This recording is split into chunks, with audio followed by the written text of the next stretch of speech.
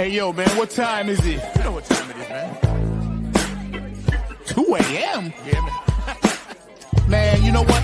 What's that? It's 8:46, bro. Wow, that's deep. Yeah, you know what time that is. Yeah, man. Nappy head, Yo, Funk Army. what's up? Stand up. Get it live, y'all. Yo, Mo, drop that beat. You know what we gotta do. Yeah, man. We bringing this funk just for you. You know, Repeat after me.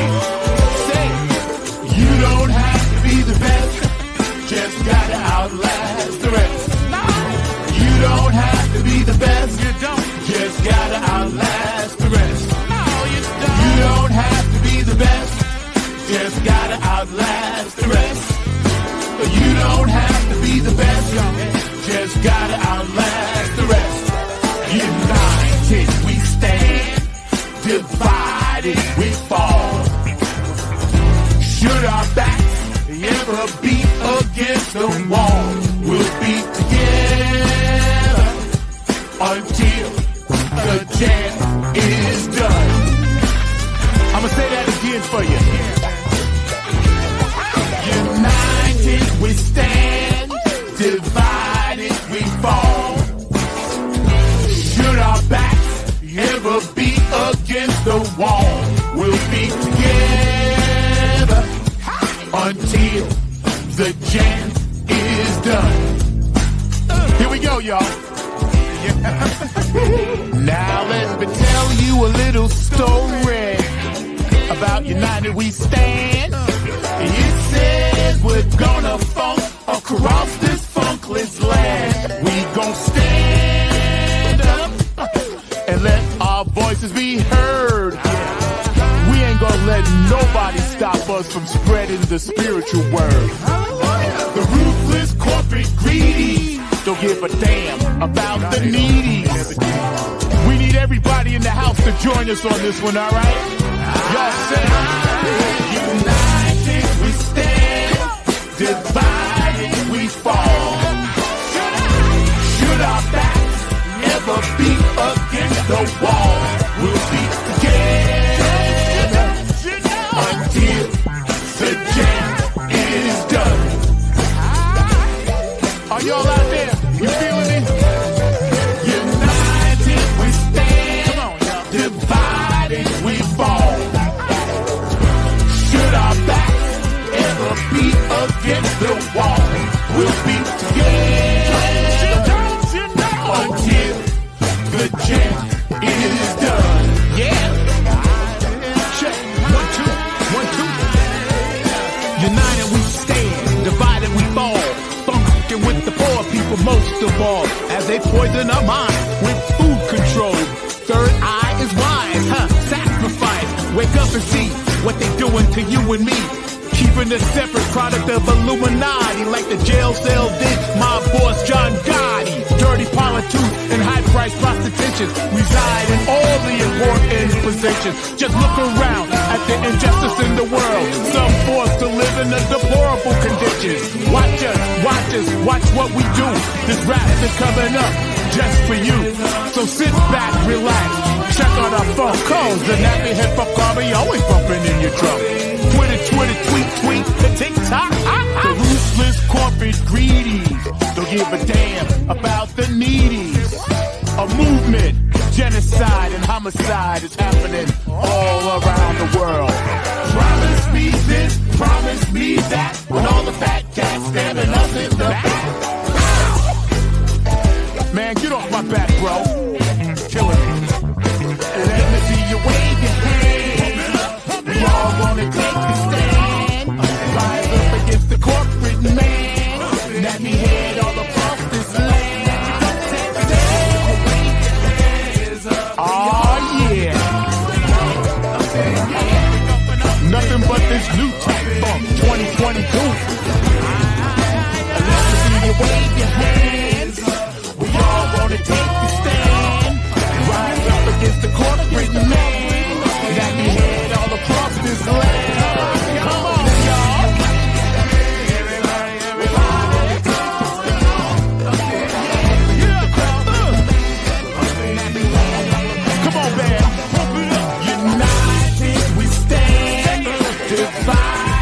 we fall. One more time. Should our backs ever be against the wall, we'll be together until the change is done.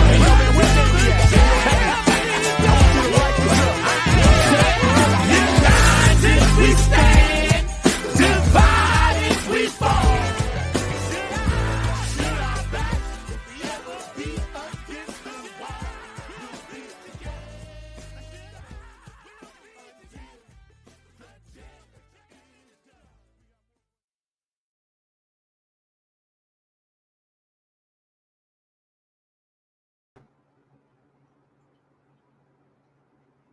What up? Funk from the front seat, 9 on the Grind TV. Thank you for tuning in. It's going to be a really great show today.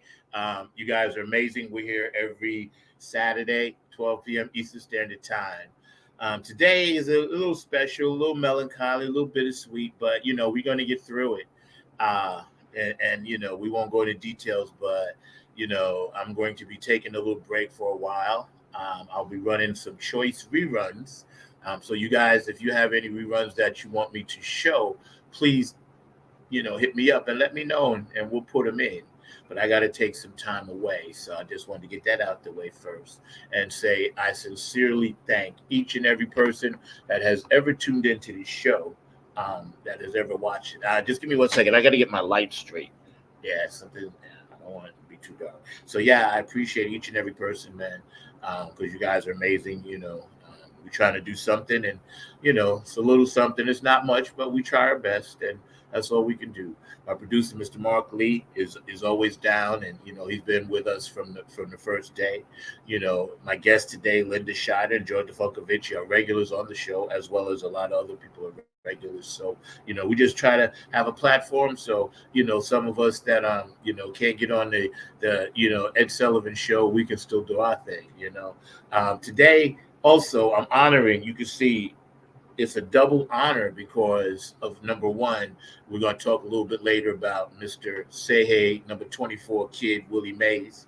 Of course, one of the greatest black heroes, not just a baseball player, but a hero. And, he missed, a couple of years in the military, and we'll get into all of that about his stats. But he also did his last year with the Mets. And the New York Mets is my baseball team. So I'm repping them today. It's a double meaning because we're actually doing well. So I appreciate you guys popping in, man, and, having some fun with us. Today, we're going to talk about Juneteenth. And I want to give a shout out to anybody that's watching. Any comments, please keep them in the chat. Today, we're going to get into a little bit about Juneteenth.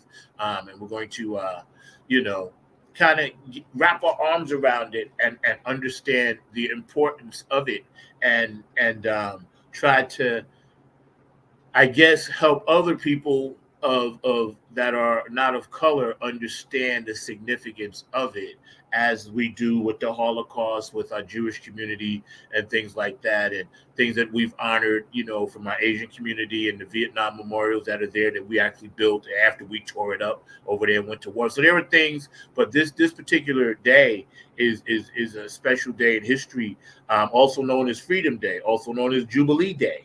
So, we're going to talk a lot. I have a very esteemed, smart person, Mr. Mark Lee, that's going to be leading us in this discussion, because I call him the mayor, the professor, the engineer. He's everything. And he's really important to the Hayti Cultural Center down in Durham. And Mark has his hand on the pulse of the Black community here. And we don't ever want anyone to think that we're not, including everybody. We're very inclusive.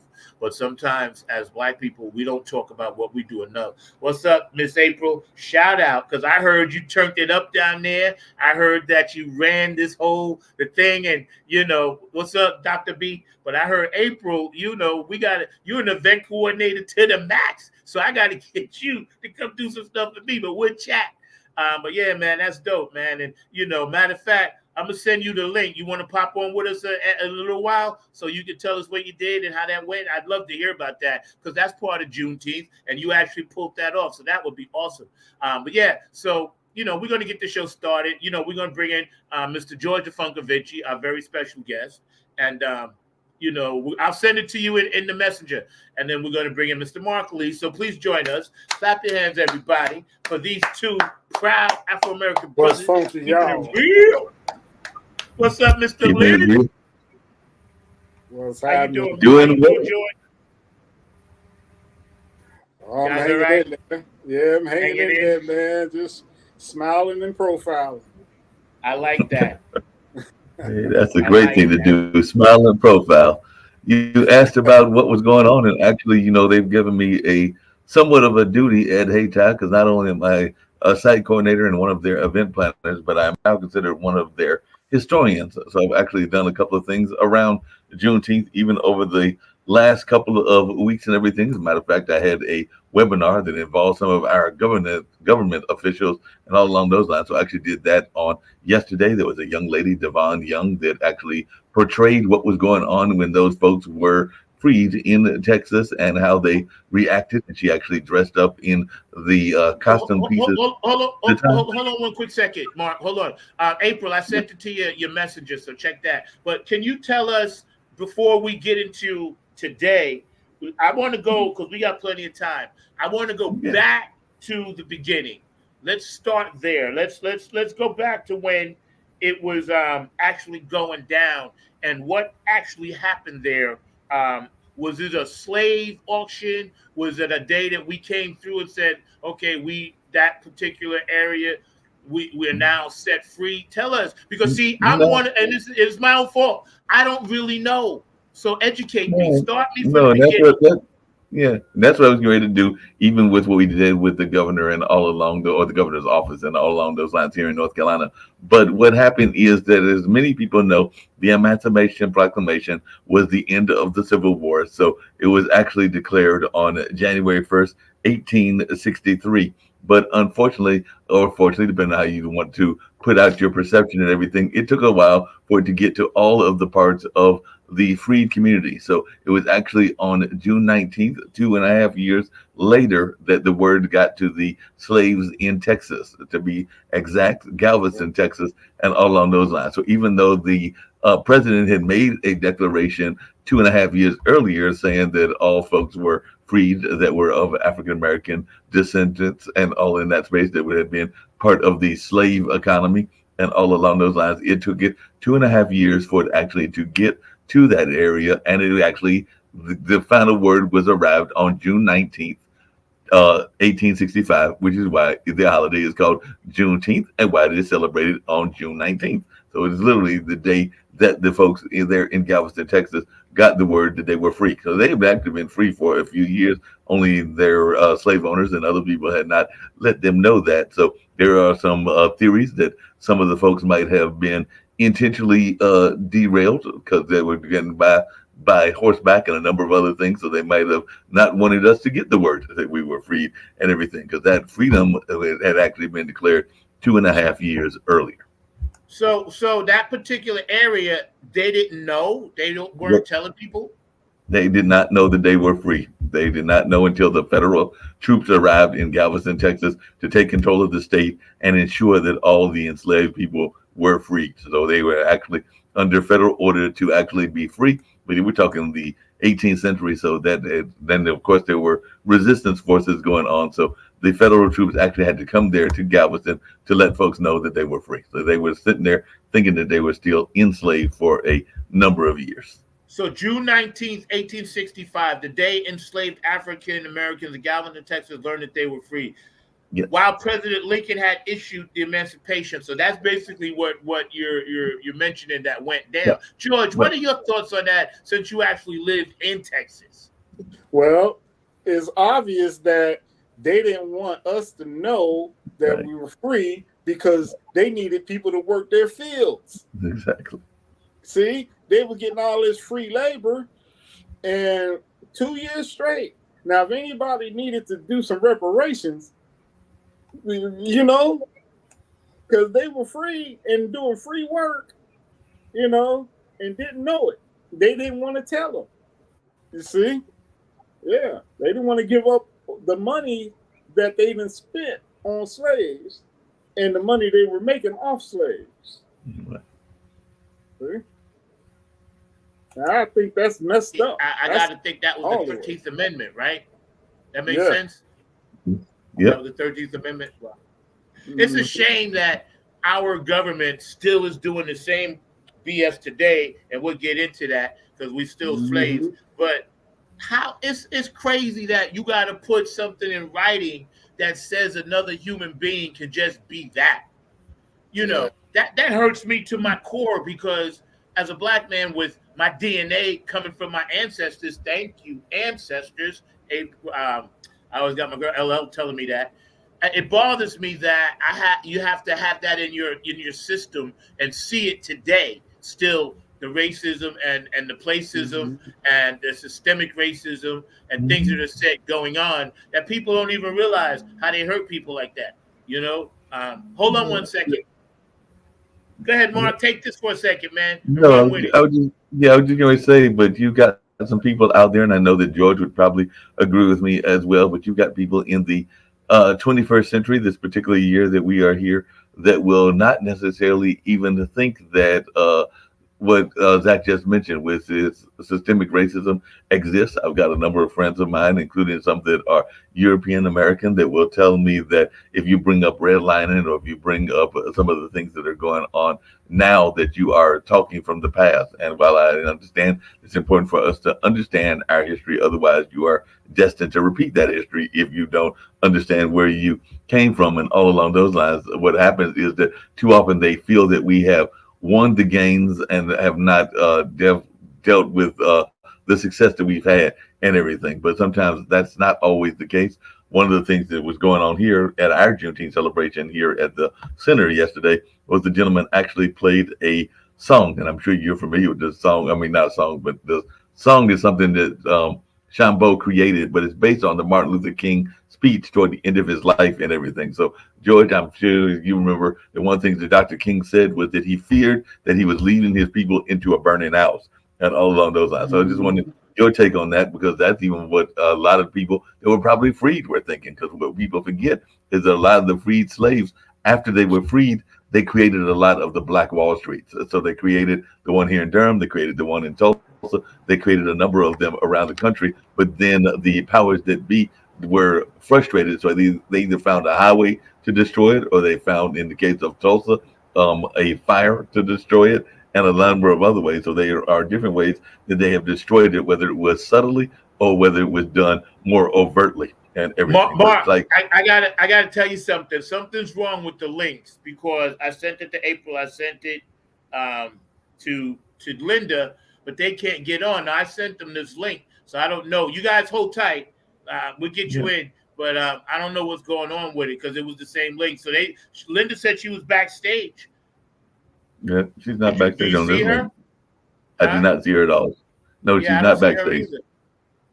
Right. And you I sent her don't the see her specific. Right. It took me the second time to click Linda's on the here link. now. Copy the link. Linda's here now. There we go. Wow. Hi, Linda. Hey, Technical Linda. on your show. Good. And if you're watching, I just sent the link in the actual chat. Oh, that might have helped with the issue. Okay. No. That was April. I was saying for you, I don't know, because George said he had to reboot and do it twice. How are you? Welcome. Good to Welcome. be here as always. Yeah, good. We So were what I just. missed? Oh, go ahead. What I missed? I was Before just telling- before I popped in. You didn't miss We were much, talking because about- we were just getting started. Mark was telling us about Juneteenth, and then we were going to. Oh yeah, I wanted to just kind of give you a lot of information I found on that.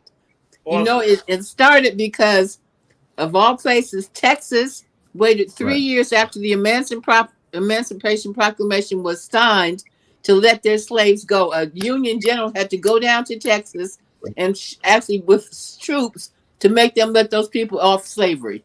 It took them 3 years to acknowledge that had happened, and they were keeping those people in bondage for all those years. Yeah, Mark was just telling us that about, I wanted your opinion, because George is speaking about that as well. And we wait for April. I think she's back there now, Mark, right? April's here. Yeah, she's there. Hi, April. Hey. I know you did something dope. Yeah, I don't know why the link didn't work the first time. It's the same link. So sometimes, I don't know. But Welcome. But I wanted to ask you, Linda, when you think of Juneteenth and Afro American heroes and music and sports people, because we're gonna talk about Willie Mays later too. What comes to your mind emotionally? Well, the first thing was just Texas holding on to their slaves like that. That was a horrible thing, a nasty thing for them to do, but kind of like in sync with the whole issue of slavery from the get-go.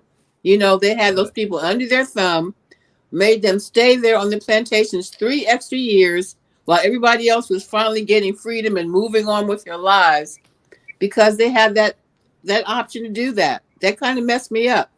And I've been watching this thing about the LA Clippers, the guy that owned the Clippers, how racist he was and how he treated his crew, his players like slaves once again, until they finally had to kick him out of the league because he was so arbitrary and intensely racist, and other things were going on with him.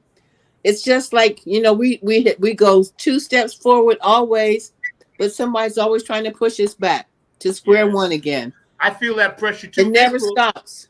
Yeah, that's right. April, George was telling us all the wonderful things that you did, and I'm gonna let you get into that. I don't know how much time you have, but thank you for joining us. How you been? Oh, good. I've been busy for the last month, though. I know. I've been trying to keep track. I watch on Facebook when I feel good enough to watch. So congratulations. You know, good job out there. Well done. Tell us a little bit about just one of the things that you did yesterday concerning Juneteenth down in Texas. Oh, we popped it down here. I'm with the Juneteenth Freedom Coalition, and this year they put me full charge of the Juneteenth celebration. So I worked it out. We had entertainers from 10 to 8 that night. So, you know, we had some awesome vendors and some awesome musicians. I put up in between running around all day, getting everybody organized, the vendors, the food vendors, the musicians. I had an assistant with me, one of my band sisters, June. So she was my stage manager. She had the paperwork. She was getting everybody lined it up, and we wrote it all day. And if I tell you it was awesome, it was awesome. We had some awesome spoken word, just everything. And I mean, it went really smooth. So I did a video and put it up. So I'll send you the link, you know, in case somebody want to, you know, check it out and watch it. But it was off the chain. Yes. Now, there's a few things I wanted to mention in the beginning. We had some transitions. Willie Mays, of course, Bill Walton, the basketball player, Donald Sutherland, you know, the actor yesterday. It's Pride Month, so for everybody out there, I always recognize Pride Month. So I don't want you guys to think that I never forget, because I never forget. For those of you watching out there, we understand these things are very important to Funk from the Front Seat, as they are to you. So we support it all, especially the funk. But George, I want to get back to you. Mark, I want you to tell us your thought about why did it take, and I'm going to let everybody answer this or speak on it. Why do you think it took so long for the federal government, our government that enslaved us, to finally do this?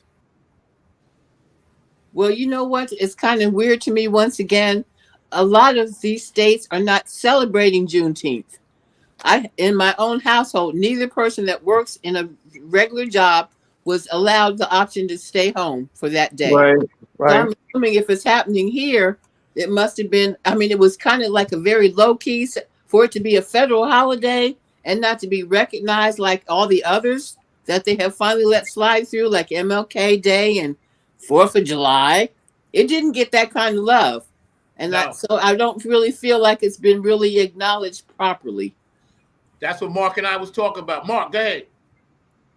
Yeah, I was going to say, it's been interesting because one of the things that people have been frustrated by, at least here in North Carolina, is that because it is a federal holiday and because some people are now just understanding the importance of it, it has gotten to be a lot of spread out celebrations. Because I was actually talking to a young brother, and he was going and trying to figure out how he was going to go to the various ones, because there are tons of them here in North Carolina. There was one in Cary, there was one in Wake Forest. I think there were several in Wake Forest. There have been like 6 or 7 just here in Durham alone. So a lot of people are glad to have those celebrations, kind of like what April was saying, and all on those lines. I do think that some people, and this is just my opinion, I don't know what our fellow panelists have to think about this, are taking it as an opportunity to do a little bit of pandering to the crowd and everything. Because one thing that shocked the heck out of me is when I went to the one that was held on North Carolina Central University's campus, is that we have this very conservative brother that is running for governor, that is our lieutenant governor. He has some very inflammatory things to say about the LGBT community and about women. As a matter of fact, he said that women, the reason that there is a rise in the children that don't have both parents is because you ladies don't know how to hold your skirts down, which I think is very inflammatory. And all along those lines, but he had that kind of quote and everything. But he had the nerve to actually show up with a knife. Actually, he didn't have the nerve. He sent his white delegates down there to show up at a Juneteenth celebration. And I'm going like, you are one of those brothers that might be a little bit closer to an Uncle Tom than anything else, but you're going to be at a Juneteenth celebration. So there was some pandering going on in my mind in that situation. So I don't know if April dealt with any of those Republican types, because I know they got some in Texas that tried to come on to the Juneteenth celebration. Well, here's my thing. George, let me ask you this, because I've been saying this, and I agree with everything you guys are saying. Thank you for joining the show. It's a special show today. But I like for Christmas, maybe, or Thanksgiving and New Year's, okay, those holidays fall on the day. But why is, and this is, again, unconsciously beating us down, because putting it on a Wednesday in the middle of the week, because, yeah, that's the actual day. But to me, it should be on a Monday, even though we recognize the 19th, because this way you can do Friday, Saturday, Sunday. The holiday federally is on a Monday. And I think across the country, it should be that way, because I felt really taken aback, because I didn't even know what was going on. And it was Wednesday. And I was like, this is very Actually, it was Thursday. I think the 19th was Thursday. It was Thursday? Yeah, it was Thursday. Wednesday. Yeah, whatever day it was odd to me. It was Wednesday. It was Wednesday. Well, we celebrate here no matter what day it fall on.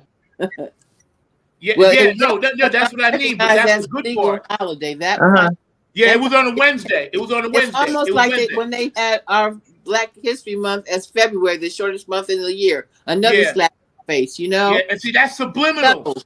Yep, that's purposely done. And I'm not saying everybody that's of non-color is evil. I love everybody, but the powers that be, George, be doing that. What are your thoughts?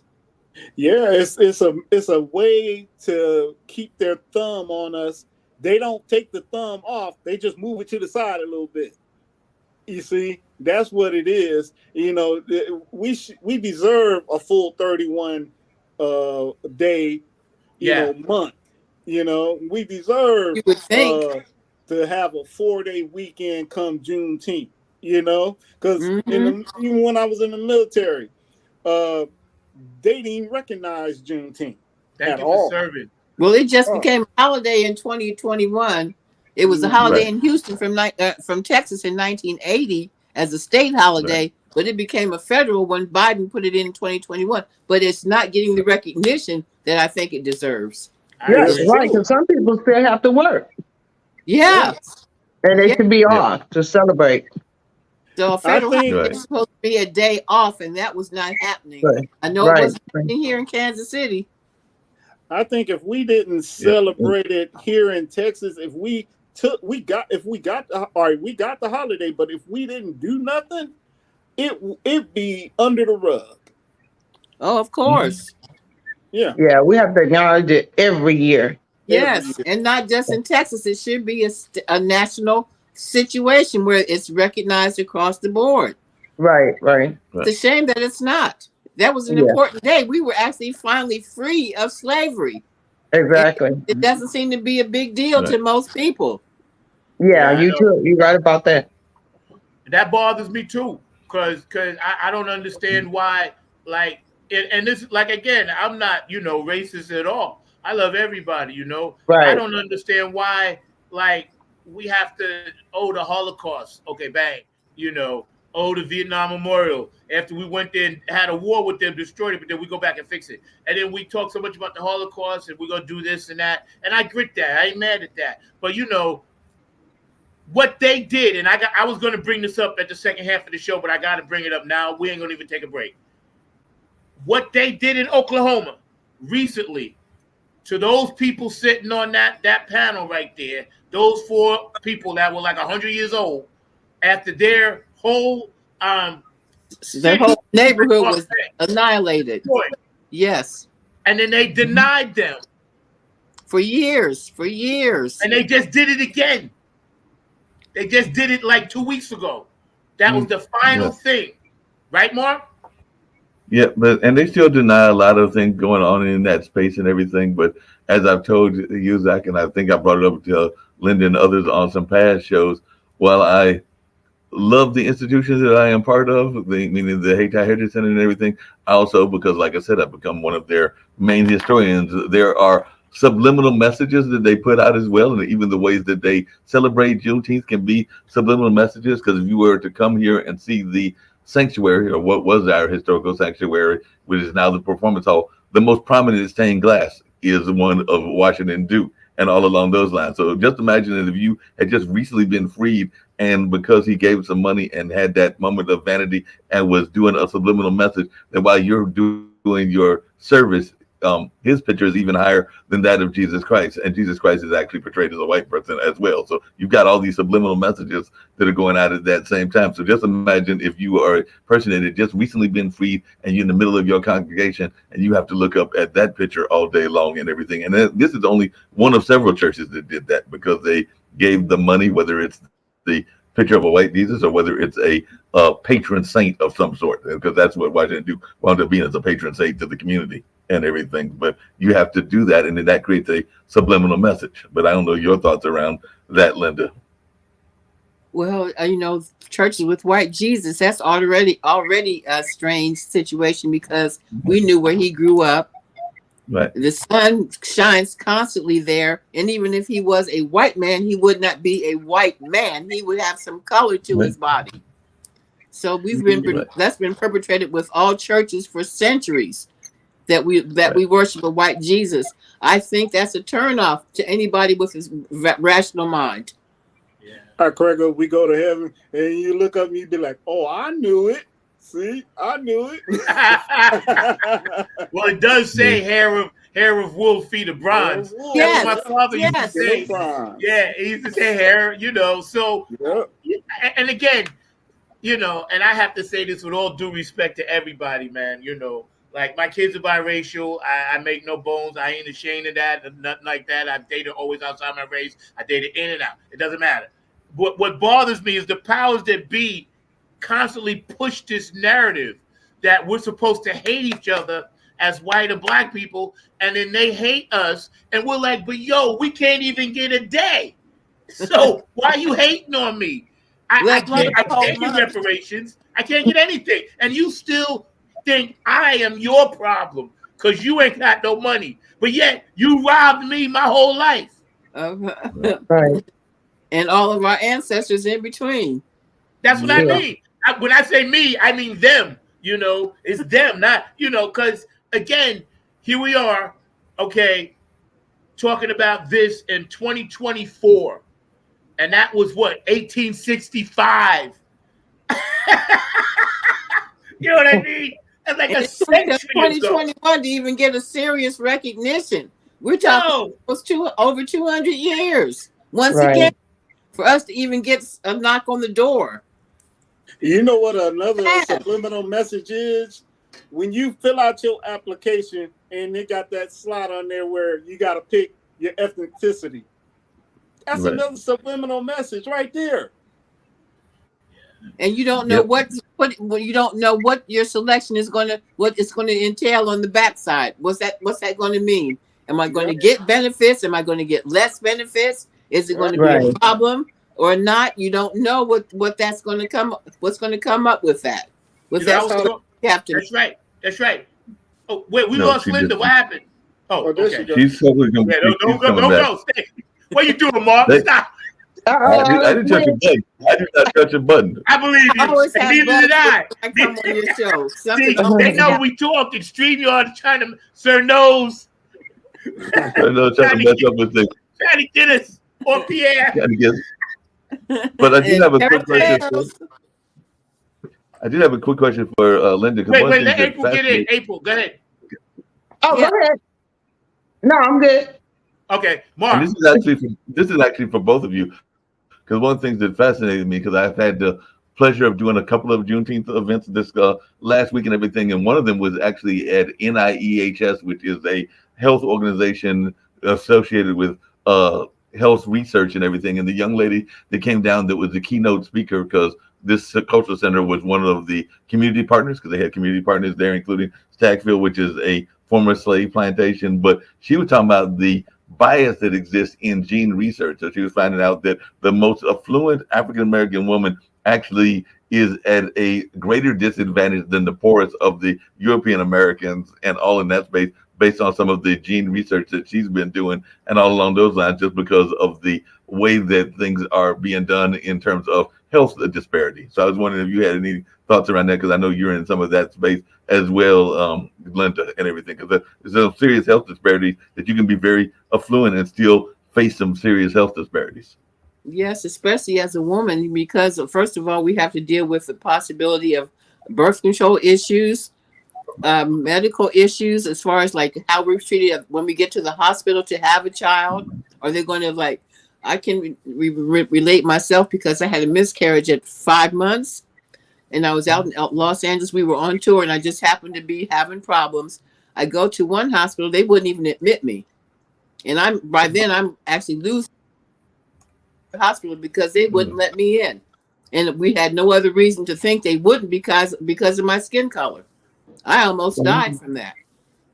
That's so sad. I want to give a shout out to George, Dr. Bruckenstein, Curtis, everybody that's watching. See, and here's why I wanted to have this show today, because I want this show to fuse June 19th and try to get some wisdom and drop it, since we are the elders, to our young people. Because I know our young people celebrate in their way, because they can only do that. They're only 20 years old, right? Younger.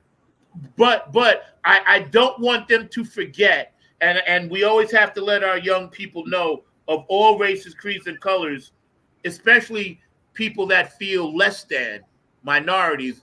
You know, if you're a minority, you always feel less than.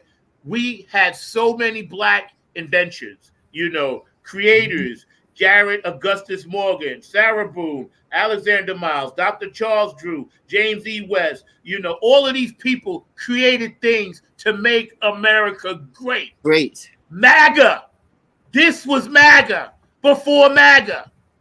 I don't care what that guy says. The slaves of Chinese, Asian, and African people in this country was MAGA, because if it wasn't for them, this country wouldn't be nothing. And they robbed it all from the Native Americans.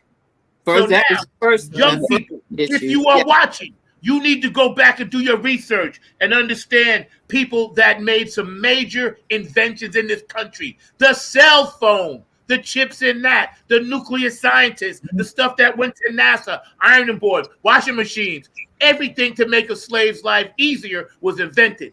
That was MAGA. All right, I'm off my soapbox. But I'm going to join your soapbox and everything, because not only that, because one of the things that I had forgotten until I saw it on an Instagram post was, how often have you gone? I know that I've gone to it even in my own apartment and reached for your door and everything. But Osborne Dorsey was actually the inventor, who was a brother, and he was actually a young brother. He was very young when he created, but he created the first doorknob in 1878. So he created that doorknob, and like I said, I think he was a teenager at that time. So anytime that you go and open a door, you were actually needing to thank a brother in that sense as well. Wow. And every time you stop at a stoplight, guess what? And every time you make a peanut butter sandwich, guess what? Right. Potato chips. Yeah. Potato chip. Yeah. And not to mention all the other great scientists of all races, creeds, and colors working together. But we should not be excluded. If there's a Mount Rushmore a black person should be on it, along with a Native American. That's my opinion. If you got 4 white guys up there, it should be, okay, we'll give you 2 white guys, but then a Native American and a black person got to be up there. That's why I don't recognize that. I don't recognize that. Acknowledge those ladies at NASA too. You know, Yes. Right. hidden figure. Come on, man. Right. That's right. Right. And here's the thing, because me and Kevin was talking about this. Shout out, Kevin, because I know you watch. The part of Kevin Costner was made up. That never existed. Are you talking The about ladies Dancing with that did Wolves? it, Dancing they with made that Wolves? up. You talking Okay. about the Dancing with Wolves movie where he was hanging out with the Indians? Yes. Uh-huh. Well, I'm surprised. Yeah, well, I'm sure it was made up. Yeah, the But that part wasn't no- where I'm talking about NASA, where he played the guy at NASA and he went and pulled down the sign for the color bathroom. They said that guy never existed. Hollywood put that in so they could have a white face be still part of something that those ladies did. And that's wrong. We know. But Zach, in that same line and everything, there is a very rich character that a lot of people love and everything if they follow Westerns. And I know that you follow Westerns. I think George does as well. But the Lone Ranger was really Bass Reeves. So the Lone Ranger was not really the image that we see of the Lone Ranger. It was actually a brother that was the Lone Ranger. Then that was the character of Bass Reeves. Okay. They have a show about him on, I think, on Paramount. Yes. They do. Yes. Yeah, they do. Yep. Yeah. But he And was he- the original so- Lone So Ranger. it's pictured he was, of course, an issue of racism constantly while he was doing his job as a lawman, constantly running it to people that were trying to hang him or, accuse him of things and trying to get him out of the way. Yeah, we've never had But an the- easy time on as long as we've been on this continent. It's been a difficult struggle for Black people on every level. We still don't have an easy time because Of one of the course things that not. scared me. Because one of the things that scared me is that there was 2 artists one of the artists has still got his art up and everything, but the other one is down there from near the Macon, Georgia area and everything. And he literally had to go back home today because he did a mural, and it was a mural that was historically oriented. And as he even told me yesterday, it was some Southern redneck types that have already defaced his mural. So he's going to have to go back to try to repair the mural because it's been defaced. So we've got some of those redneck types that are still trying to destroy the things that we have created, even when we are creating new things. Oh yeah. It's funny And because if a Republican person gets in the White House, that's just the beginning of how intense it could actually get, in my opinion. Yeah. it's a lot getting ready to pop off. That's why Yes, we got to yeah. get our young people's mind right. They have got to start thinking rationally. Unfortunately, their schools they've been deprived of education about some of the things we're talking about in the schools. It's been taken out of the curriculum. Exactly. Yeah. So You would think the way they can find out anything relevant is to look it up themselves. And we have to hope that they have the energy to do that. Go ahead, April. No, I was disagreeing because even some of our posts when we were posting for the Juneteenth events, I had to check it daily because they would come on and make comments like "F you" and your Black Lives Really? Matter, and I Uh-huh. don't know why this nonsense is popping up, and Wow. I'll click on and take a screenshot to save it, but several posts that you see, with Black events, you'll see comments on it from, different races and things like that. Mm-hmm. And I think it's uncalled for because I don't know, for one, what makes them so much better than everybody else, because like they have these demonstrations where they have a brown egg and a white egg and they crack them open, they the same. Uh-huh. So I don't know where they get that in their mind that they better or they made different or whatever, because they're not. They're So taught I that see from our kind of childhood, April. They learn that from childhood. In certain families, they're taught that from childhood. Oh, And yeah. that's Yeah, definitely. It don't make sense. I read the comments, I didn't even reply. I just took it down, took a screenshot, just in case, but also made sure we had security inside and outside. But, we also had a lot of military there, the Buffalo Soldiers and and different organizations. So I'm not gonna go no further than that. But we always keep our eyes open, for events like that because it's so much hate on what you're trying to do to bring you down. Color. Yeah, I'm No glad one- you mentioned that because George, you were in the military. I want you to give people a brief synopsis of the Buffalo Soldiers. Yeah, man. They it's there. Racism is big time in the military. The Buffalo Soldiers, I mean, they doing a good thing by letting us know that the history of the brothers being back in the wars, because that'll get swept under the rug too if nobody says Right. anything. You see? So when I was in the military, yeah, man, it is deep with the racism. Okay. And I mean, to this day, and that's why it's rough on us being in the military. You see, Yeah. that's why I didn't force none of my boys to go to the military. I didn't force them. I ain't said nothing to them. Racism is you're not born with it. No, it's Right, you're not. It's taught. You see. Mhm. Do you guys think that, as we get this information out to young people, and we want all of them to come together? I know my daughter's 20, my other one's 16. They have a different mindset about racism than say our generation because they're working together more, but they don't have any power. See, that's the difference. Everybody says, "Oh, well, look around. Everything is great, this and that." I was like, yeah, but who has the power? That's the problem. We're not in positions of power. Yes, we'll have one minority here or the lady Cortez. They're trying to run her out of New York, which I back her all the time. They mess with her constantly. There's a few people. But then we have shills. And I ain't going to mention the names, but y'all know who they are. They getting paid $30 million here.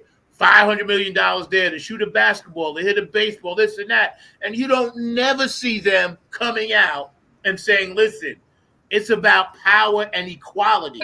What am I going to do with $300 million? They're giving this to me to keep my mouth shut. If you got a platform that big, you should be on every mountaintop shouting like, yo. Well, one issue that they have with those people that are in the sports world making that kind of money, most of their contracts do not allow them to do anything like that. They even have to be careful about what kind of clothes they wear when they show up at the stadiums. They can't come in comfortable with suit and ties. Yeah. They can't. They're not allowed to be political, or they lose their money. And that's really that makes sense. most of their contracts have that stipulation about their PR aspects, what they can and can't do. Yeah. You know what I noticed over the years? We do not teach our race. Do not teach our kids racism. We teach our kids to keep our eyes open and watch out for it, so we don't get caught up in it. Yeah, See, that's a major it's almost difference. imperative to do that. Yeah, Especially young males, black males. we have a mental green book in our head. I tried to explain this once to someone, and they just can't get it. And it ain't nobody's fault. It's just what it is. Because when you wake up in the morning and you open your eyes as a minority in this country, I don't care if you're Asian, any whatever, Spanish, Puerto Rican, Mexican, whatever, you automatically know, okay, I got to go against the grain today. Now, it's not a mindset. I don't want to have that mindset. I'd like to wake up and see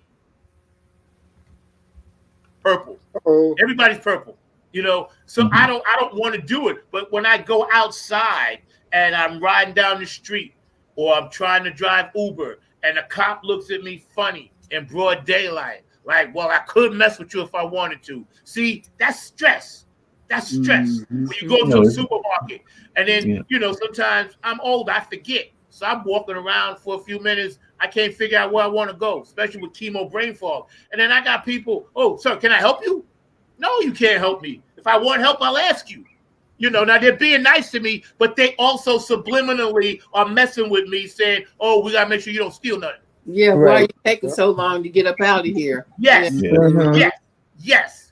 Hey, Yeah. look at that Angel Reese, Caitlin Clark thing. Look at Yeah. that. That's a classic cut case of racism. Mm-hmm. All over the place. all over the place. Yeah, Yeah, that's definitely all it's about. bad.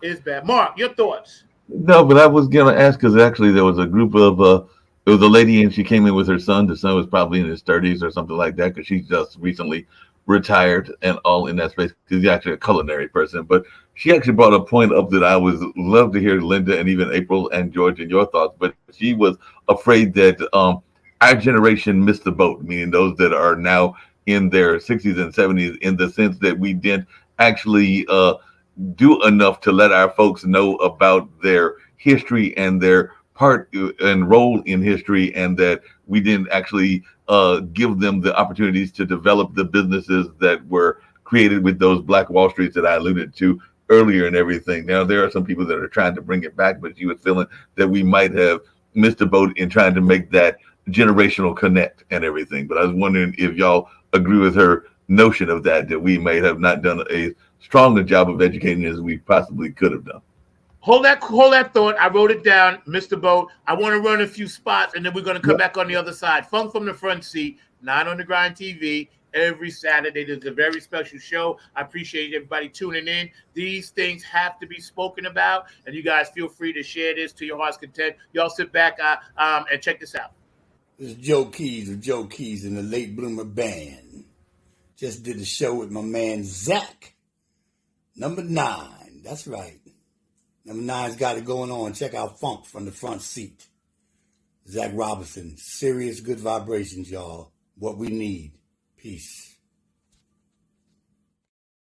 Hey, it's Chrissy Key Rollins here with Holistic Restoration, inviting you to check out Zach Robinson with Funk in the Front Seat. He drops new episodes every Saturday at noon on the East Coast time, and replays are posted for whenever you miss a live stream. You can find him on 9 on the Grind TV and also on YouTube, and get ready for the funk because he brings it every week, along with hot topics, amazing guests, and great conversations. Again, that's Zach Robinson with Funk from the Front Seat on 9 on the Grind TV and YouTube. Go check them out. What's up, Royal Funk fans? This is Lisa Love, aka Alpha Unk Omega, coming to you from Love's Temple here in Southern California, inviting you to 9 on the Grind, Funk from the Front Seat with Zach Robinson. This is what I want you to do for me. Tune in every Saturday at 12 p.m. Eastern Standard Time, 9 a.m. Pacific Standard Time. Come join the meeting of minds. I guarantee soul's growth and high vibrations, not to mention the love. Keep it funky, y'all. Hey, this is Jen Vanderputten, writer of Code and Prose. You are watching Funk from the Front Seat with Zach Roberson. Tune in every Saturday at noon for excellent and important conversation. Hey fam, what's goody good? What's really good? My name is Jeff Roberson from the gospel group called Jeff Roberson and New Life. And I'm coming to you from the town that we had to name it twice. It's so nice. New York, New York. And I'm bringing you some news about my brother from another mother, Brother Zach, who's bringing you his hot new show called Funk from the Front Seat. Listen, he's bringing you funk from the vault, from the past, from the present, and into the future. He's got that music that makes the hair on the back of your neck rise up. He's bringing you funk all the way down to your toes. This is that funk that makes you really want to groove. Stay tuned. Don't touch that dial as he brings you funk from the front seat. Listen, let's go.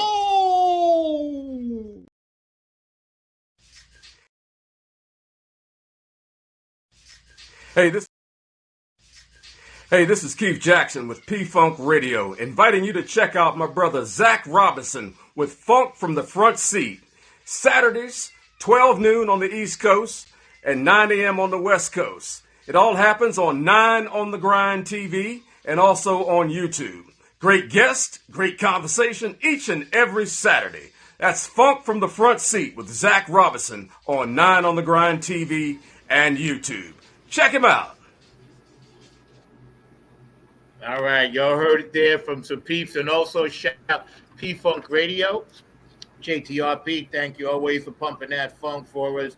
Gabe Gonzalez, of course. Larry Funkster Jones on Saturday. Peppermint Patty and Boosie Collins. Carline Clinton and Mr. George, Dr. Funkenstein Clinton, of course. HJ Entertainment, Kane and Jams. Tony Cam, Funk All Stars. Nappy at Funk Army. Oak City Music Collective down here. Afterglow 92416. Donna, I love you. Q&A Entertainment. Brooke Clagett, our Funk Angel, doing a lot of great stuff out there. Patricia Dioria, Curtis Wilcox of Jordan Funk Vinci, also with all his artwork and graphics that I have. Dr. Brookenstein joining us right now.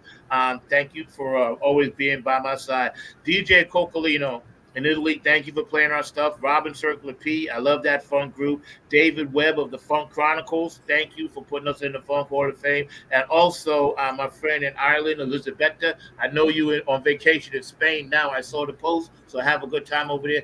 Everybody watching, thank you for tuning in. We're really doing deep dives into why this Juneteenth thing is what it is, the good, the bad, and, you know, everything that goes with it. Now, Mark, first of all, David, welcome. Mark, Hello, you how had you doing? mentioned, did we miss the boat? That was the subject. So go ahead. Right. We missed the boat. Yeah, that's Go ahead. I'm sorry. Go ahead. yeah. No, I was just saying that we missed the boat in terms of passing the information to the generations, and also in terms of being unified. Because one of the things that the young fella said, the young brother was here, that was the son, was that there is a Project 2025. I know that definitely Linda is aware of that, and it's kind of the MAGA playbook and all along those lines, but we have not really come up with our own version of that, because we were actually more unified. We would probably be doing a much better job. So I was just wondering our thoughts as to whether we need to be more unified and have a greater plan, and also teach our young people about the history that we have in a more profound kind of way. Well, I think, you know, that's dinner table conversation in a black family. You know, that's something that should be discussed, because children are not learning it in schools. They have to be taught some of their history someplace, and but what better place than with their own family? And most of the family has some kind of history they can share to back up whatever point they're trying to make. That's my opinion, at least. It has to start. Oh, go ahead. Go ahead. I would have to agree to that, because, you know, it has to be dinner time, you know, talk about right there, because look what happened back when they tried to put Roots out. Remember what happened back then when that came out? You don't have a repeat of that. You know? Yeah, the backlash, because, oh my God, they're actually showing what we did to these people. Yes. I know I dropped the ball on teaching my kids a lot of things that happened in the past, because my thing was trying to keep them safe, especially my boys, you know, because of the hate and the everything that goes on, you know, with our kids growing up, especially, you know, our boys, and like Babe said, trying to get them home in one piece every night, wherever they're going. The first thing to do is when they walk in the door, take a breath, because you never know if they're going to make it home. That's issue, a stressful issue in every black family with black males involved. Yo, David, who's going to jump in with something before? Yeah. I was gonna say basically I agree with everything what you guys are saying, especially Linda, about, you know, teaching our children ourselves, you know, about our Black history, because the schools aren't teaching anything at all right now. So, and of course that's because of people like Ron DeSantis in Florida that keep wanting to try to take all the Black curriculum out of the schools, which is ridiculous. I don't understand why he's doing that. But we need to teach our children more about Black history, more about where we come from, you know, more about, you know, the Emancipation Proclamation and the Juneteenth and all this stuff that they need to know about their own history. Yeah. See, I was pretty fortunate. We're not getting it in school anymore. It's been eliminated in most states in this country.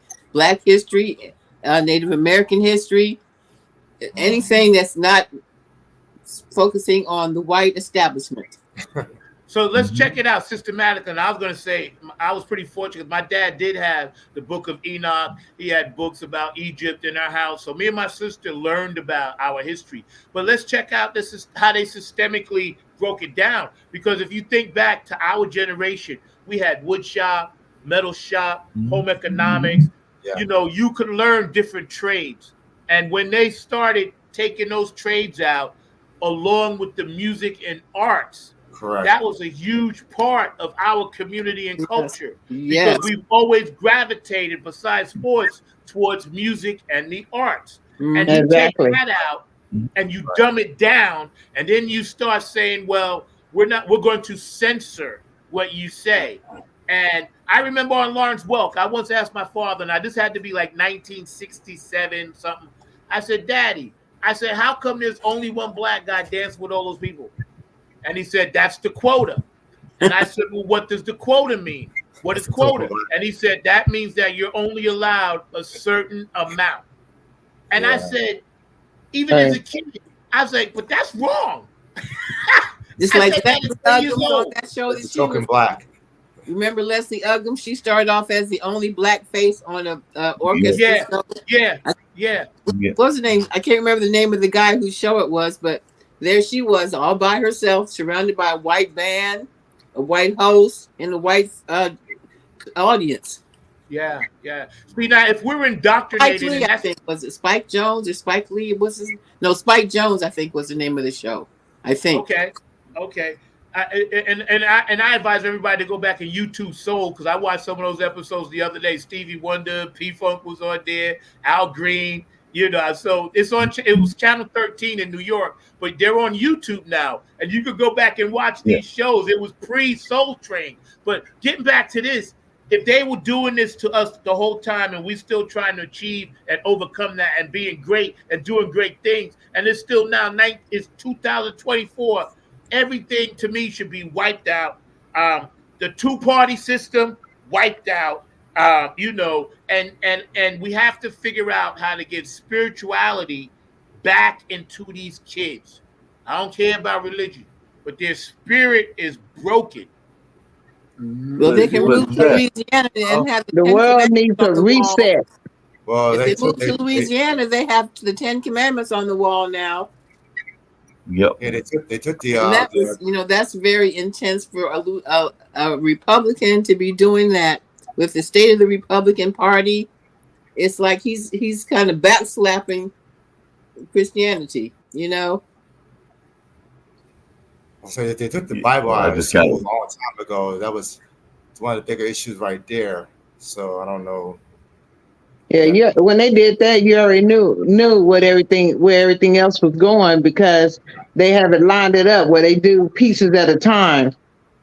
And see, the only reason I keep up with a lot of things that's going on, because I'm also with an organization called Act for SA, where you know, we protest and, you know, we meet on you know, different things that's going on in the world, especially in San Antonio, and brutality and things against, you know, minorities, you know. So it's very interesting. I learned a lot. And then when I was younger, when I had kids, I used to volunteer for the juvenile justice system. And I learned a lot of things, you know, with the kids that used to get, you know, picked up, you know, just little things here and there.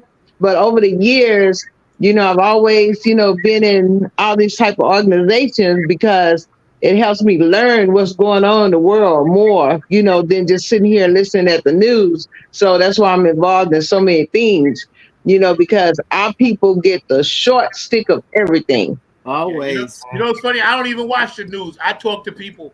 That's my news. Like, this is my news. I'm getting my news right now. Right.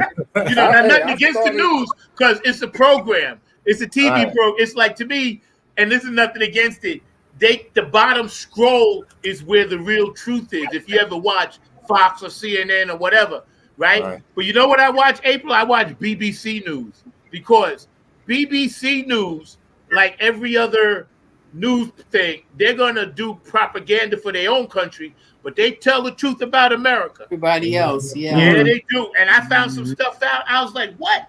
How is this possible? Like, if I didn't even know half the stuff they was talking about, because we don't talk about it over here. And Right, like right. you said, April, you're in organizations, and God bless you, man, because we need more people like you, you know, because this is why I'm so amped up about it now, because I am in a position where I'm dealing with the medical system, okay? Mhm, And I'm right. seeing stuff in here that I got to deal with that I don't like. You know, Yeah, it's subtle, but it's there. it's there. It's there. Yeah, I learned when I went overseas. Whatever your illness is, you don't know if you're going to be like a test rat, you know, a lab specimen. Well, let me see what happens if we give him this, or let me see what happens if we shoot him up with this, or give him this kind of medicine. Let's see what happens, because maybe next time somebody has this, we'll have something better to offer them. But you know, if they feel like they can't assist you, they're going to use it against you. Yeah. Right. And I don't mind sharing this story with you guys because it'll be public. Right. A little while ago, right, I was trying to get this medication right. So then I got a call from the insurance company, and I can't say no names. And they said, "Oh, Mr. Robertson, your medication has been approved." So I was like, "What medication?" Right. So in the process, they had to give me the substandard stuff first for me to have all these side effects and get sick in order to get the better stuff. So Linda, I empathize. Wow. And when I went through that these past 2 weeks, let's just say the fit hit the sham when I went to do. Say that. And I'll leave it at that. Yeah. Did you try any of the holistic Yeah, I'm good now, but it's just and I'm on holistic stuff too. But the generics are always cheaper, Zach. That's why but sometimes they have different quantities of whatever's supposed to be in that medication, and you have to have the real deal to get any real effects. But it wasn't that they're throwing out there have so many side effects that they might be worse than whatever they're trying to cure. Yeah.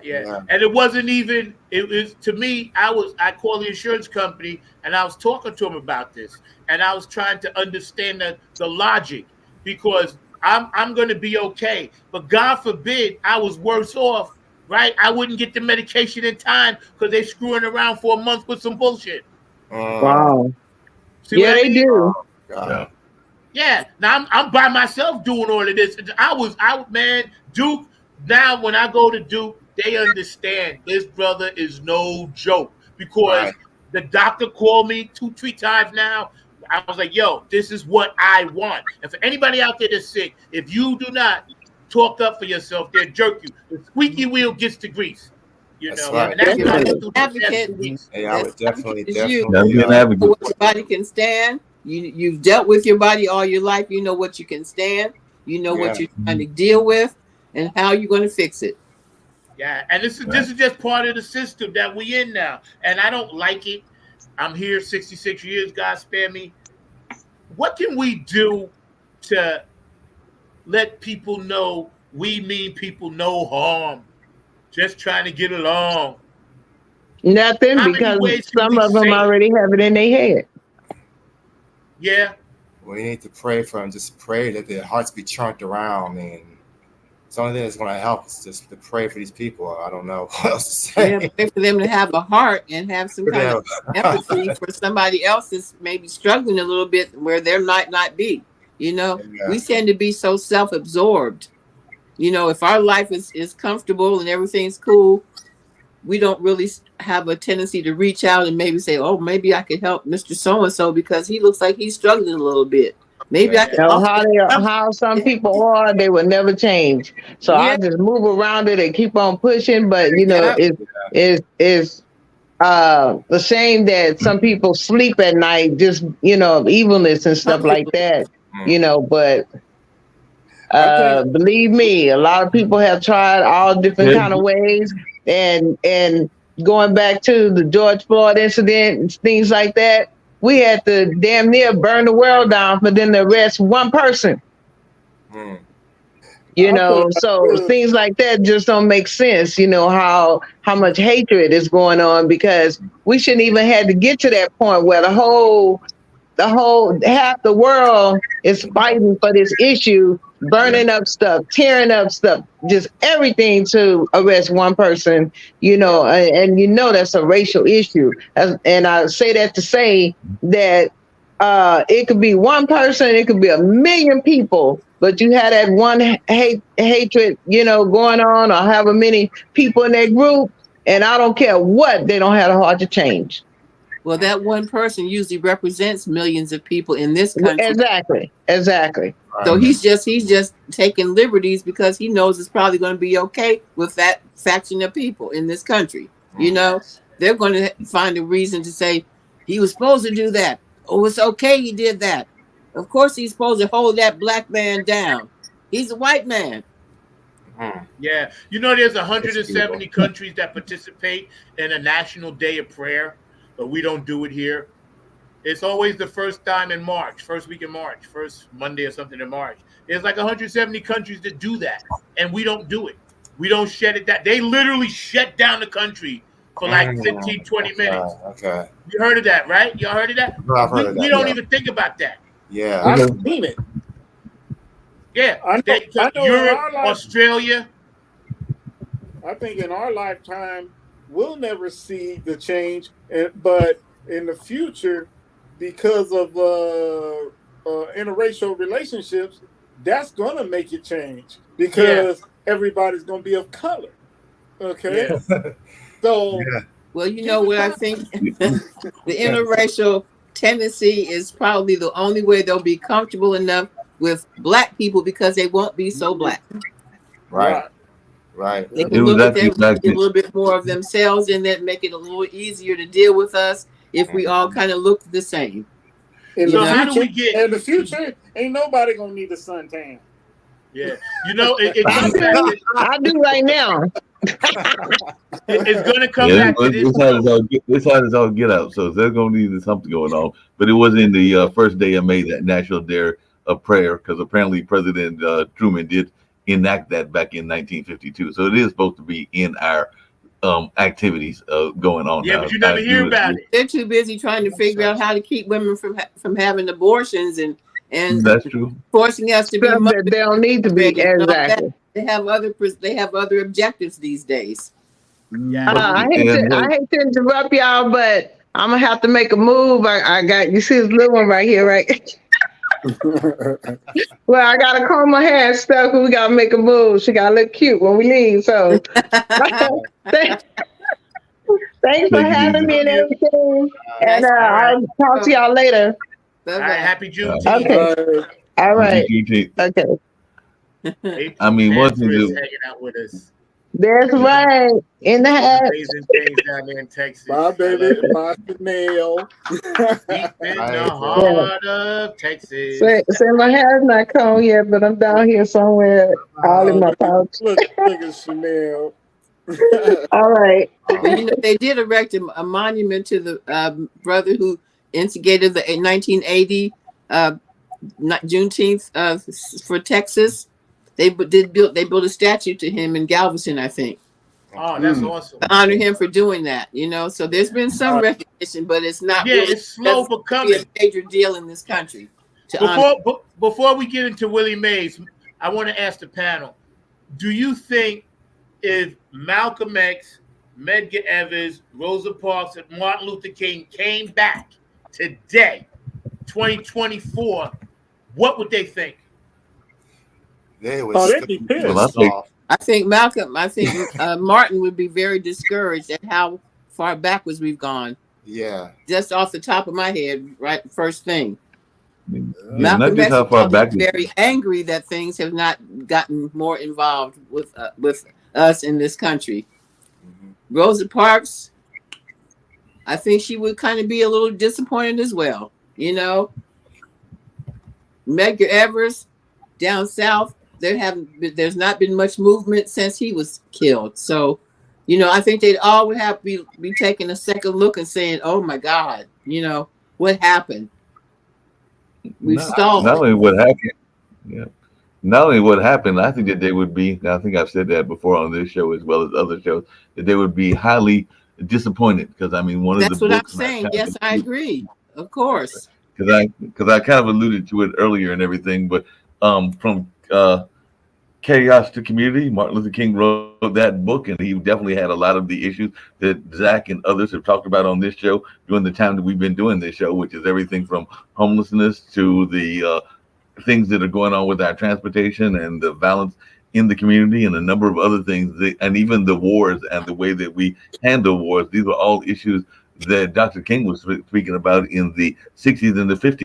This is the year 2024. So we're talking about 60 or 75 years later, and a lot of things that he was talking about, we have not dealt with. I also agree, because it's kind of what I alluded to earlier, because there was a performer that did a piece when they were talking about bringing that he did not realize he was integrating his people into a burning house. And I think the house has been burning even greater in this day and time and everything. So I think Dr. King would definitely be frustrated by the fact that we haven't got further than we should and everything. And I think there are others as well, because one of the things I was going to allude to in that same conversation, because I kind of agree with y'all and with what y'all was saying, but there can be some commonalities that can be found as well. So if there are groups that are feeling that they are being oppressed in one form or fashion or another, I do think that while there are some that are too far gone, and I definitely think that y'all are right in that sense, that there are some that we can find some common ground with.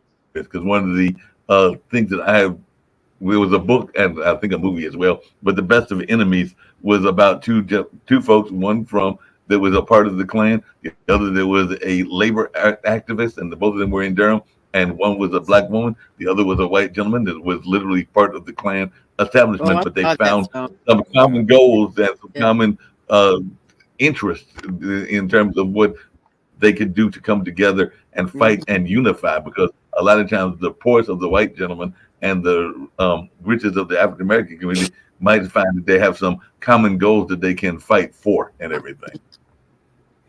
Yeah, I think. And that takes conversation. You know, you have to get to know your enemy, because you never know when he might become an ally. That's and right. you might Brooke, jump in. him to be that, you know. Jump in, David.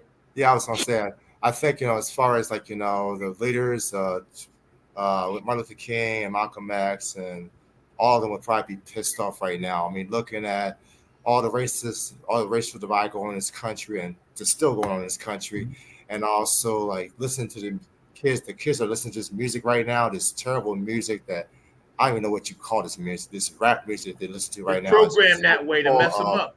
It's so full of us, just racial, just hatred. Nothing but hatred and violence. Keep them in the streets and keep guns in their pockets. That's why they're so screwed up right now, because it's music. And I know it's all programmed by the man. So yeah. But Brooke, George, it's not jump just in. Let George jump in. Yeah. Yeah, I agree, man. Pissed off to the highest festivity, I'm gonna tell you, if they came back, they'll be like, we ain't not doing this. Let's go devastated. Back. They want to go back. They'll be like, we don't. No, we didn't come down here to see all this. And I mean, man, they would have to come down here with some superpowers, because to be able to take, and fix everything, because it wouldn't be fixed in no 1 week, no 1 month. It would take a millennium to get all this stuff fixed. Go ahead, Mark. Hey, yeah, I was just going to ask you, this is for everybody, including you, Zach, but one of the things that's been going on a lot is a lot of people are hearing this battle going on, speaking of rap, between Zach and Kendrick Lamar, because apparently some people are upset about the kind of sexist attitude that's been existing in some of our modern music as well. So I didn't know if y'all had a take on that, because I was talking to Rap music is full of sexist innuendos, and the videos are full of blatant sexism. So, there's really no difference between the two. Yeah. Well, I call it this. Like, to me, when you look at the stuff that's feeding the soul, as opposed to what I call rap pornography, because that's what it basically is, right? So with that rap pornography, you know what you're going to get. That's what they pushing. That's the narrative. That's what sells. That's what keeps people at bay. And as long as you keep people at bay, you can steal from them. Now, the good stuff, like Eminem, one of my favorite rappers, he said, I went in with a gospel album and they wouldn't let me put it out. See, now they told him, you got to come back with something jacked. So that's the system, and it's in politics, it's in music, it's in sports, it's across the board. This is why I feel like we have to push even harder now to get our messages across because they're constantly being suppressed. Mark, number 24, we're going to get into that. We got to do something. And shout out to Donald Sutherland, passed away, and the great Bill Walton. But Willie Mays, American hero to all. Say hey, Willie Mays. We're going to have a few thoughts on that, and then we're going to get out of here and let everybody get their Saturday on. I'm going to start with you, Linda. Willie Mays, what does he mean to you? Well, like I said, as a baseball player, he was one of the greats. Him and Jackie and Satchel Paige and all of those guys that really made baseball the number one sport in America for all those years. They have to have an amen for that. David. Yeah, one of the greatest baseball players ever. Like Linda was saying, just like Jackie Robinson, one of the innovators. Yeah. George. Say hey, Willie Mays, boy, that superhero with a bat. And it's like I used to watch his cartoons on Saturday mornings. He used to have a cartoon. And I didn't know that. Wow. Oh yeah, he had a cartoon, and we used to watch that. And I was all the time got my popcorn ready, and I wish I could have got to meet him. I almost did when he came. There was Jackie Robinson Stadium in Compton, and I couldn't get over there, but he was over there, and I was trying my best to get over there, but my bike was on flat. Mark. Willie Mays was truly amazing, a great player, and like I said, I never really had a chance to meet him either, but definitely was involved in some great plays, including some amazing catches, and definitely a powerful hitter, and was just a great athlete and one of the true legends of baseball, and no doubt about that. And like I said, you got a affinity for him because of that connection to the Mets, and you know that one of my teams, a team that is actually the only team that I root for in baseball, is actually the Milwaukee Brewers, but they used to be the Milwaukee Braves, and he actually played for them as well. So he did have a opportunity to play there in the team that I root for as well. So definitely he's got a connection to Milwaukee, Aaron. Which is where my school. No, that was Hank Aaron. No, Willie had a connection there as well. He did? You sure? Because I was told that Willie had a connection to the Brewers. I was told he had a connection to the Brewers. So check this out. Milwaukee, what do you think about Mr. Trump talking about how disgusting Milwaukee is? And they decided to have their convention there. I think if I was the mayor, I would have canceled it. I hear you. But I want to finish this for a second. He was born May 6, 1931 in Westfield, Alabama. He died June 18, 2024 in Palo Alto, California. But here are his stats, okay? And I remind you, he missed 2 years in the Korean War, and he was actually down here at one of the bases just playing baseball. But he, he was an amazing catcher as far as in the outfield, catch anything. When he retired, he was like number 2 in home runs, right, behind Babe Ruth, right? He also started with the Birmingham Black Barons, and this past Thursday they honored him. Well, the game at the first stadium, I think Something Field Stadium, and it was the first real baseball stadium in America, white or black, right? And they honored San Francisco and St. Louis. They both played there. And because Willie Mays died on Monday or Sunday, I didn't realize he had just died. I thought he had been gone for a while. Yeah, he died Sunday. So they said something really nice and kind at that event for him. But it was just ironic that they were playing that game for the first time, like a Field of Dreams thing in the Negro Leagues baseball stadium. So I thought this was an amazing trip, and I was so glad. I didn't want to see him die. He was going to try to be there, but he couldn't.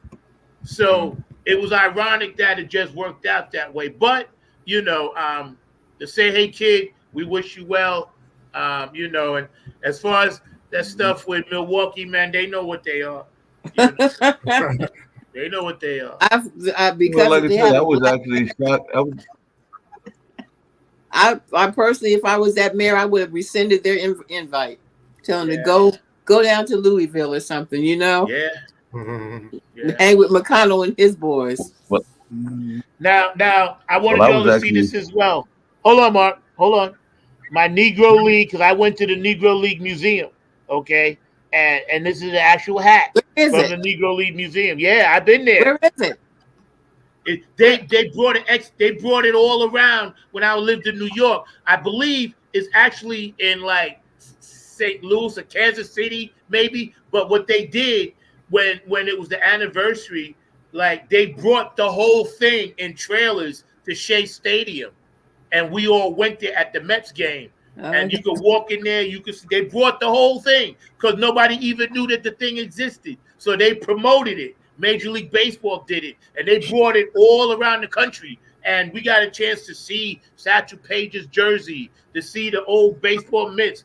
Josh Gibson, the greatest home run hitter ever. His picture was in there with his bat. You know, Willie Mays, Hank Aaron, all the players in the major leagues that were in the Negro Leagues before. We got a chance to see how they started. And I'm telling you, if you ever get a chance, Negro League, go look at some of the films. Go check it out. Because, again, that was MAGA.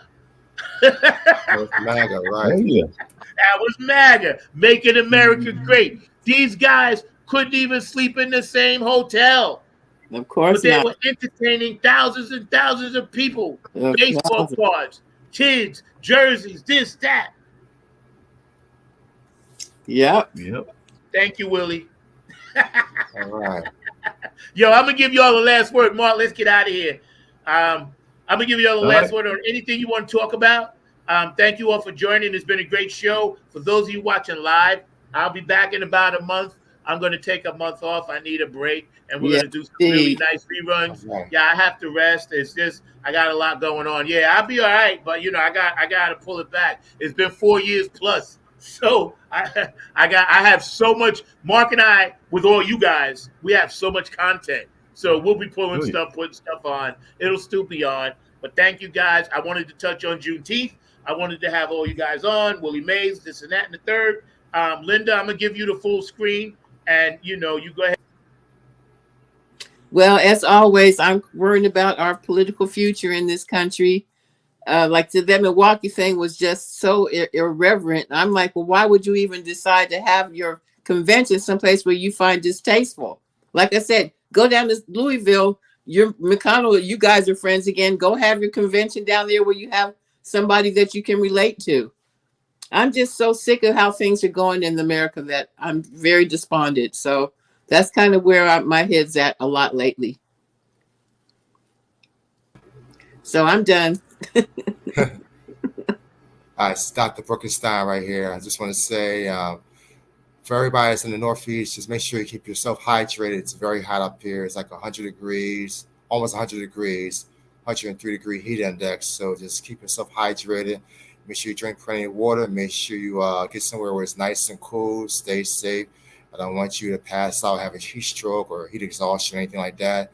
Just make sure you stay safe. And also for all our Black people, just continue to do continue to do the right thing. Continue just to do the right thing. And I'm praying for everybody right now that everyone will have a great summer, and praying for you, Zach, that you will have what you need. You know what I'm talking about. That's all I got to say. God bless. Hey, George Funkavinci Hudson here, and I would like to say that, man, this racism thing needs to stop, period. I mean, it can come to a cold halt, but, people got to be willing to do that, and, I don't see that happening in the near future, but, hopefully one day it will stop.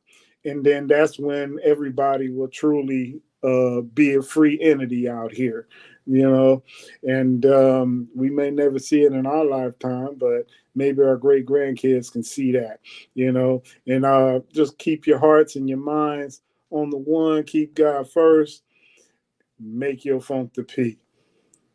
That's what.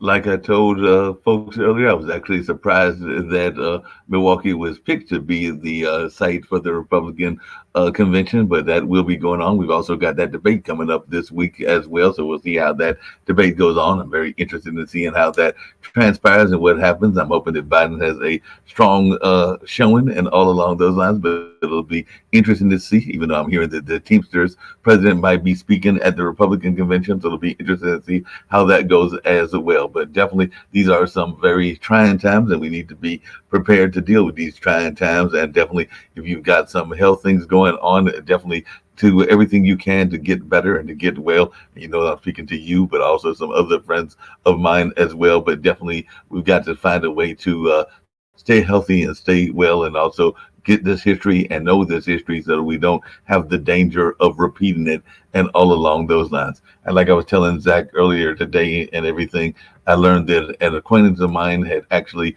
transitioned, and he transitioned and all in that space when his son found him and all along those lines. So one of the things that I would urge everybody to do is check on your neighbors, because you never know what they might be going through, whether that's around their health or around other things as well. So check on the neighbors that are there. They might need your hand. They might even need your assistance in some of the things that they're going in all along those lines. You might even be able to bring them some food or some goods or just some kind words as well. So I'll leave it on that note. Definitely go out there and check on your friends and your acquaintances.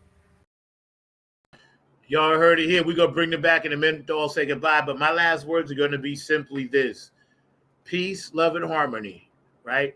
Let's all take this journey into the light. It doesn't matter what race, creed, color, gender, sexual orientation. None of that stuff matters. This is what matters. I love you for just who you are. And you don't have to hate me for me being me. And I don't have to hate you for you being you.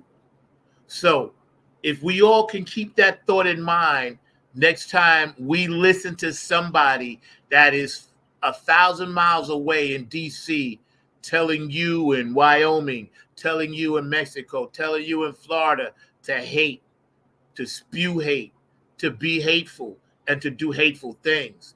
And then you don't have to be a gangbang in California or Chicago or New York or North Carolina. You don't have to shoot somebody simply because they have on a pair of Air Jordans and you don't. Black people, you don't have to hate yourself. Look at your history and all the things that we've done since Egypt and Kemet. So don't think that now because your DNA has changed. It has not changed. You carry your ancestors' DNA. You carry Medgar Evers. You carry Rosa Parks. You carry Martin Luther King. You carry the Native Americans. You carry all of those people inside your DNA. They were about peace and love. You didn't see Medgar Evers trying to shoot Martin Luther King. You didn't see Martin Luther King trying to assassinate Malcolm X. So, black people, why are we hating on each other? Crabs in the barrel. Stop doing it. That's my number one pet peeve, and I can't stand it. And I just hope we stop it. And as far as the young people, we love you. We don't need you trying to commit suicide. Please let somebody help you. We don't need you feeling bad about yourself. There is nothing wrong with you. So stop letting society trick you into believing you're less than what you're supposed to be, which is kings and queens. For that, I love y'all. Funk from the front seat. I'll see y'all when I come back. I don't know when that's going to be, but I appreciate it, man, because it's been nothing but love and nothing but fun. So, I'm a shout out to all y'all. Shout out to the Funky fans. Shout out to everybody. And I think, Mark, I want to close this with maybe Revolution. If you got that queued up, can you cue that up? Do we have Revolution in there? You said that we didn't have Revolution. Oh, we don't have Revolution. We didn't have Revolution last time. Okay, that's okay. You know what? United We Stand. How about Funk Not Fight? No, we got Flag on the Funk. We do have that. Let's run with Flag on the Funk. Is that the video? Is that the music? I'm trying to go down here and see which one it is. Because I forget. I know I'm. Wait. David Brooks, I like your PSA. Oh, yeah, about the water. That was dope. But one thing, man, get your prostate checked. Simple blood test. PSA, Yes. prostate, whatever. And Get colon it checked. cancer. Colon Yeah. cancer screening. Yep. You want me to pull it up, Mark? I got it. Please. You got it. Go for it.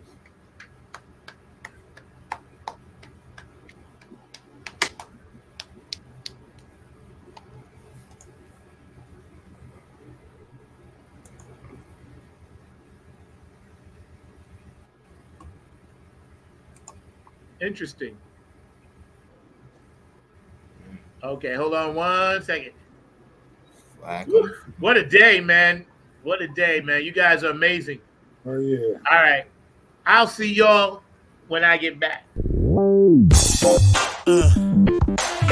Yeah, coming at you. Y'all hear me out there? This is what I'm talking about. We're all connected. I want you to get up on this one, all right? Come on, join us. This is how we gonna kick it. Come on, here we go. Yeah, there's a spiritual purpose. Yeah, you know how it is. The Lord Jesus Christ. Here we go. There's a spiritual purpose. He wants us to love each other. That's what this whole thing is about, y'all. Nothing but love for you. I can hear you calling me. What? 4 months on a ship. What a trip. What a slave. 10,000 miles away from the motherland. You can relate to that, right? What have we done wrong? We don't understand. There's a spiritual purpose.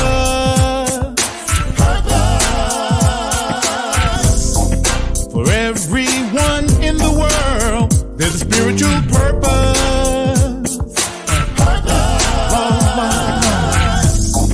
Man, woman, boy, and girl, purpose. Things we don't understand, purpose.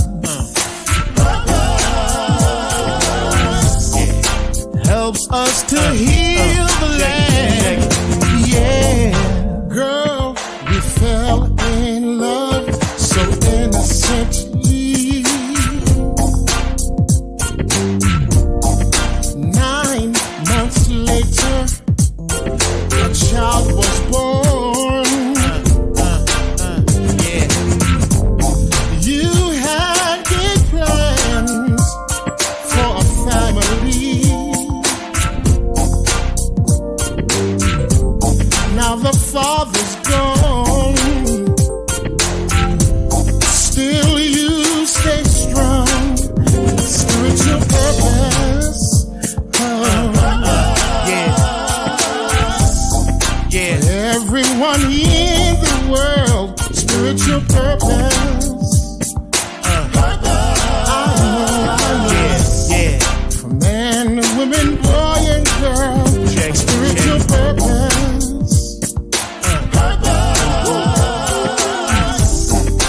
Things we don't understand, spiritual purpose. It helps us to heal the land.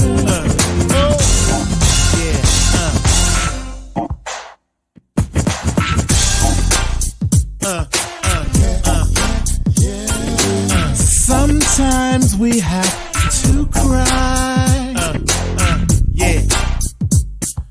All the children of the world, man, woman, boy, and girl. Things we don't understand, yeah. Helps us to heal the land. There's a purpose for everything.